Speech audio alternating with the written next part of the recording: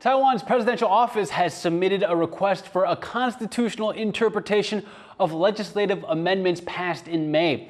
The reforms, which came into force this week, gives the legislature much more oversight power over the president and executive branch. And it's caused scuffles between the ruling and opposition parties in the legislature, as well as protests around the country. Our reporter Tiffany Wong has been following the legislative reforms and is joining us from Taipei.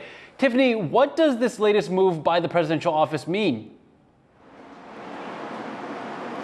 Well, this is just the latest in a string of petitions being submitted to the Constitutional Court this week from various government bodies in Taiwan.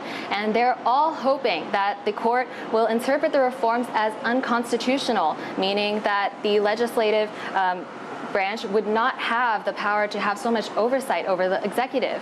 And that now includes subpoena powers with these latest amendments. Now, the cabinet had also raised their own concerns about the bill, saying that the scope is difficult to interpret.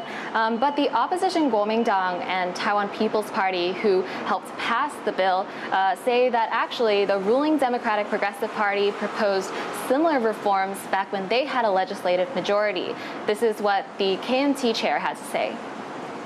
几年前，民进党所提出来的版本一模一样，民进党自己改变了立场，应该说自己违反自己的初衷，违反了当时改革的一个决心，而用违宪这样的一个理由去做遮羞布，我想最后的结果社会绝对不能接受。 Earlier in June, the cabinet once again tried to block the law by sending it back to the legislature for a revote, but that was passed yet again by that combined majority from the two opposition parties.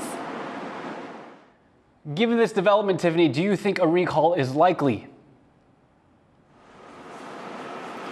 Well, with both the cabinet and the Democratic Progressive Party's legislative caucus submitting their own requests for constitutional interpretation, and other branches of the government, including the Control Yuan, which is the government's top watchdog body, indicating their support for petitions like these, that's kind of adding pressure for the court to reinterpret this law. But as the amendments had already passed through 3 readings in the legislature, amidst all these protests from both lawmakers and constituents, and that revote called by the cabinet failing to work in their favor, that's kind of reinforced these bills' legitimacy. And with the presidential office's petition, it's very much a last attempt for Taiwan's ruling party to limit the oversight of the legislature. And we may not know the outcome of the Constitutional Court's ruling for a while.